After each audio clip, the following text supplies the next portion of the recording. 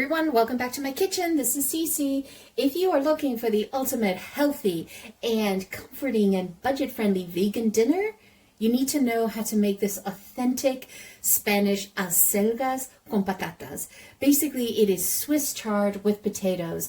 This traditional rustic dish from Spain transforms the humble leaf of the Swiss chards, as you see here, these greens, and potatoes into a flavor powerhouse using just high quality olive oil, extra virgin olive oil, plenty of garlic and onions, and a smoky sweet pimentón, which is smoked paprika. And then I mix it in with some sweet paprika and some black pepper and some salt and some dry thyme. That is it. It's naturally plant-based, it's gluten-free, it takes under 30 minutes to complete and redefines how good Swiss chard can taste. I'm going to show you a foolproof way of making this. It is absolutely the authentic way to get the perfectly tender chars of the stalks and the velvety potatoes every time. So what do I have on the board is I have 2 small onions cut in half moons, or you could use 1 medium onion. I have 1.5 pounds of baby potatoes and extra virgin olive oil, that's to taste. I have a bunch of Swiss chard, and I will talk about those ingredients. In the meantime, just before we get on the leaves, I'm just going to put this in a pot of boiling water. Make sure that the water is salted like the ocean. How you would salt your pasta, you want to do that with the potatoes, because the potatoes absorb the salt when it's cooking, not when you put it on top. Okay, so let's get the Swiss chard ready. So I washed this really well, and what we want to do is we want to put the stalks inside the water of the potatoes, okay? And then I just trim these stalks down. That's compost. Perfect. Okay, and so in here, all you literally do is you can do that, break them off, or you can just fold them over and then, so just stir that together. And let's bring that up to, stir that together, and the stalks will be softened when the potatoes are ready. Then we'll stir fry the leaves. So what you want to do is you literally just want to sort of take these and cut them in about 1 inch thick in through there, because it's like how you would do spinach or kale.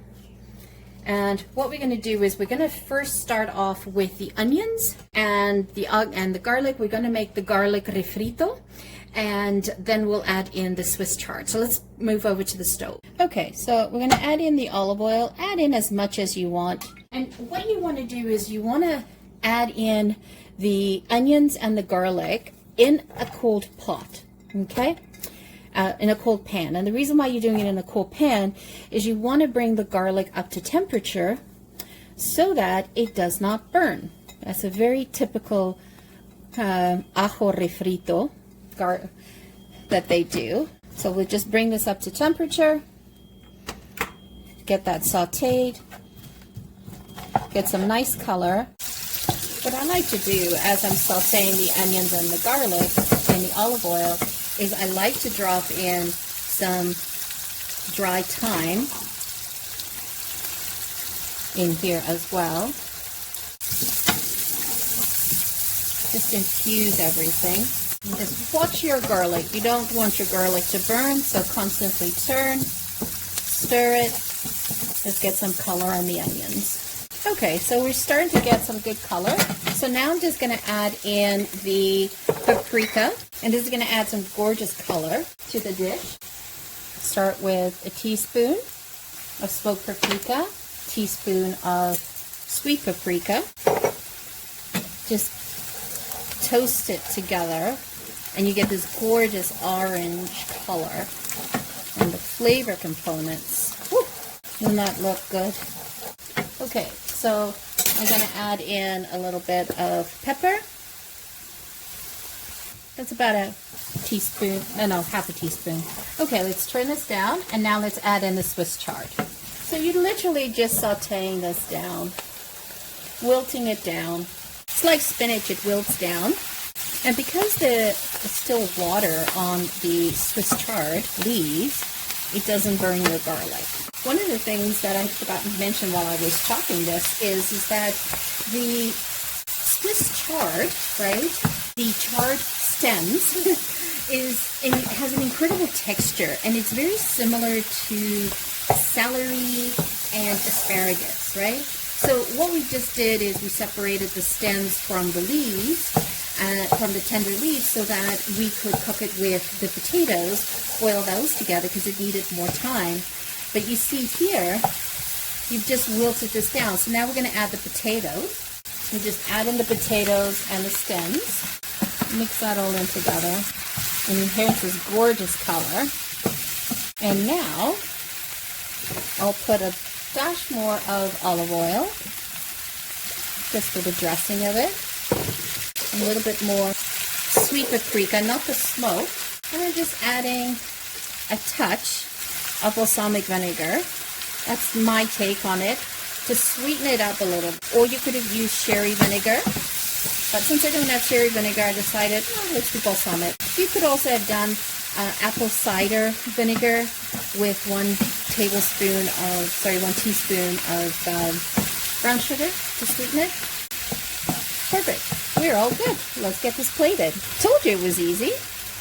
Okay, so let's take a look at this. Look at that. Doesn't that look yummy? Oh, looks so yummy. Let's serve this up.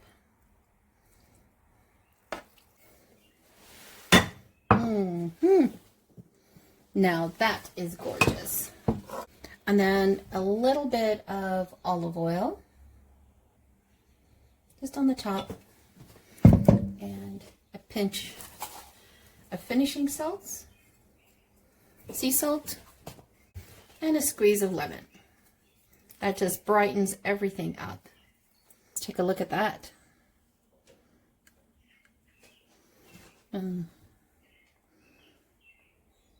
Completely vegan. Look at that texture. Isn't that gorgeous? The potatoes are creamy. The chard is perfectly tender. And the smoky garlic oil ties it all in beautifully together. This is pure rustic Spanish comfort food at its finest. You can serve this as a hearty standalone vegan meal, or as a main dish, or you can have it alongside a crusty rustic bread, some crisp white wine. It's foolproof that you don't need a long list of ingredients to make an absolute masterpiece. It is so fabulous. So if you love this simple, authentic Mediterranean recipes like this, make sure to hit that like button, subscribe to the channel, and drop a comment below letting me know how you like to cook your leafy greens. I love to learn from everybody. The full ingredient list and measurements are pinned in the description below, so click on that button down there. And if you're new to the channel, welcome. If you are a returning champion, thank you so much for your love. We are trying to grow our channel, and we have a goal of hitting 1,000 subscribers, and we are looking for everybody out there to support this small creator site. Please consider hitting that subscribe button, hitting that like button. It tells the algorithm that you like us, and they'll promote our channel across the YouTube community. Once again, thank you so much for joining me. Hasta la próxima. Ciao for now. Don't forget to hit subscribe.